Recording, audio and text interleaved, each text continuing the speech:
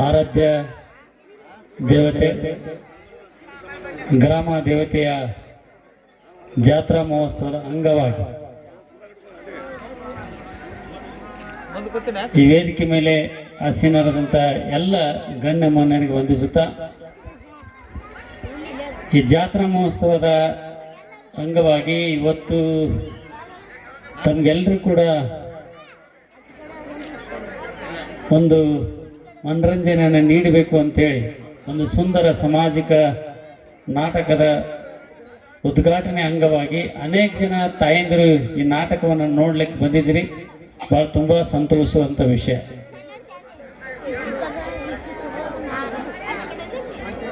ನಮ್ಮ ಭಾರತಪ್ಪ ಅಂತಂದರೆ ಅನೇಕ ಜಾತಿ ಮತ ಪಂಥಗಳಿಂದ ಕೂಡಿದಂಥ ದೇಶ ನಮ್ಮದು. ಕ್ರಿಸ್ತಪೂರ್ವ ಸಾವಿರಾರು ವರ್ಷಗಳ ಹಿಂದಿನಿಂದನೂ ಕೂಡ ನಾವೆಲ್ಲ ಭಾರತೀಯರು ಅನೇಕ ದೇವತೆಗಳನ್ನು ಅನೇಕ ದೇವರನ್ನು ನಾವು ಪೂಜೆ ಮಾಡ್ಕೊತ ಬರ್ತಾ ಇರ್ತೀವಿ.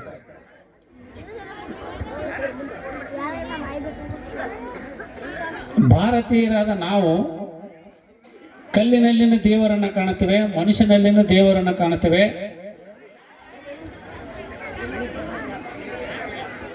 ಈ ಭೂಮಿ ತಾಯಿಯನ್ನು ಕೂಡ ನಾವು ದೇವತೆ ಅಂತ ಒಪ್ತೀವಿ.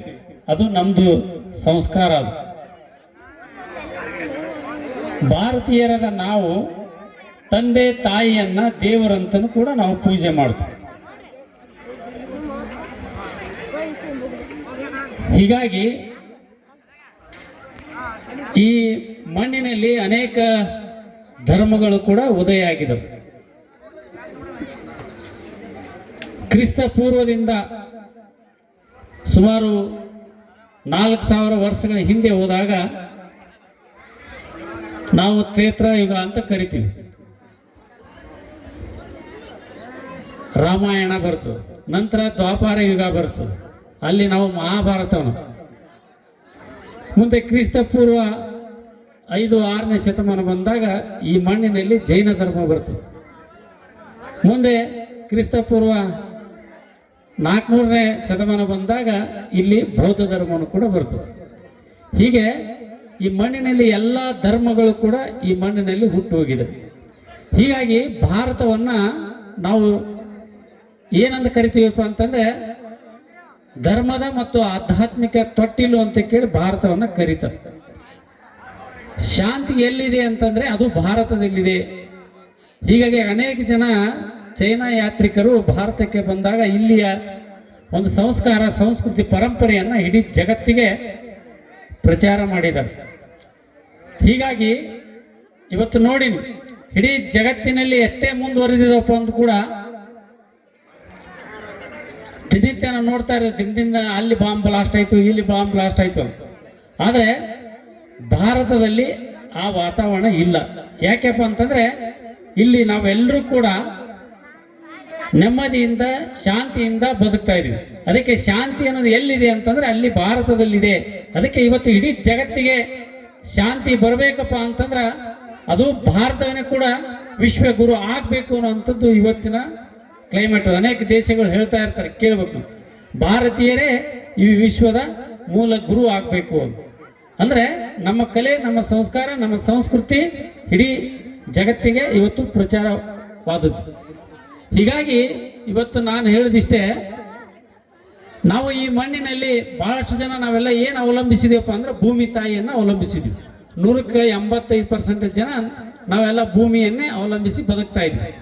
ಹೀಗಾಗಿ ಇವತ್ತು ನಾವು ವಿಚಾರ ಮಾಡಬೇಕಾಗಿದೆ.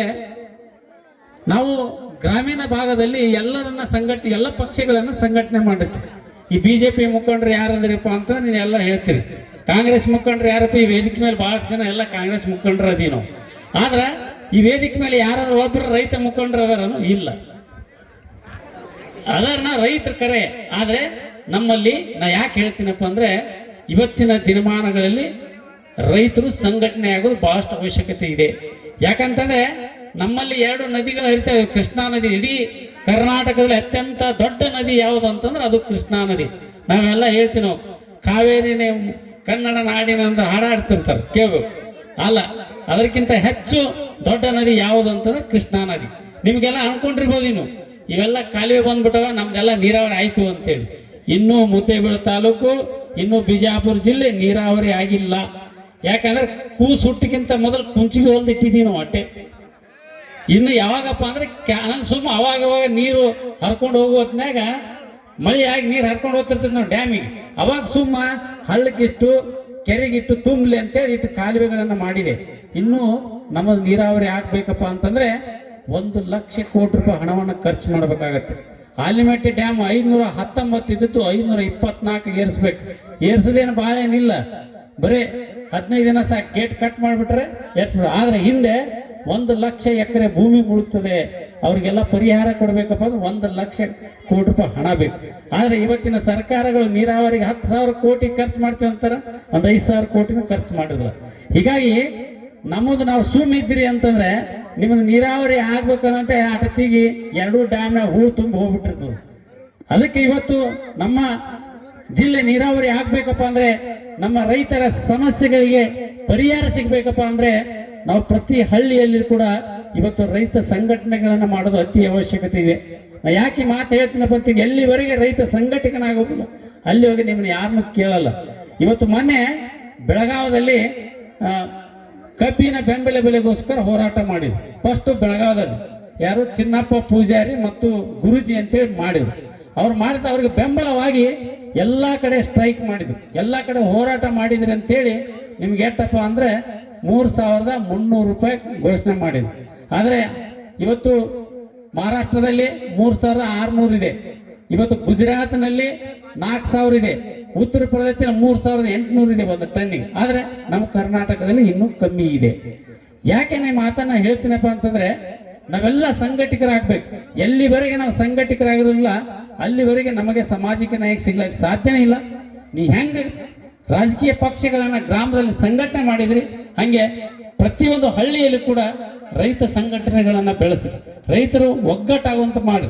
ಇವತ್ತಿನ ಏನೇ ಇಲ್ಲಿ ಚುನಾವಣೆ ಬಂದಾಗ 2 ದಿನ ರಾಜಕಾರಣ ಮಾಡ್ರಿ, ಯಾರಿಗೆ ಒಬ್ಬ ಓಟ್ ಹಾಕ್ರಿ, ಯಾವುದೇ ಪಕ್ಷಕ್ಕೆ ಹಾಕ್ರಿ, ಆದ್ರೆ ಮುಗಿದ ಮೇಲೆ ನೀವೆಲ್ಲ ಊರ ಒಗ್ಗಟ್ಟಾಗಿ ಒಂದಾಗಿ ಊರಿಗೆ ಕೆಲಸ ತಗೊಳ್ಳೋದನ್ನ ಕಲಿಬೇಕು. ನಾವು ಬರೇ ಊರಾಗ ಅಲ್ಲೊಂದು ಗೌಡ ಆ ಕಡೆ ಒಂದು ಪಾರ್ಟಿ ಮಾಡ್ಕೊಂಡು ಕೂತ್ನ ಈ ಕಡೆ ಪಾರ್ಟಿ ಕೊಂಡ ರಾಜಕಾರಣಿಗಳು ಭಾಳ ಹುಷಾರಿರ್ತಾರ.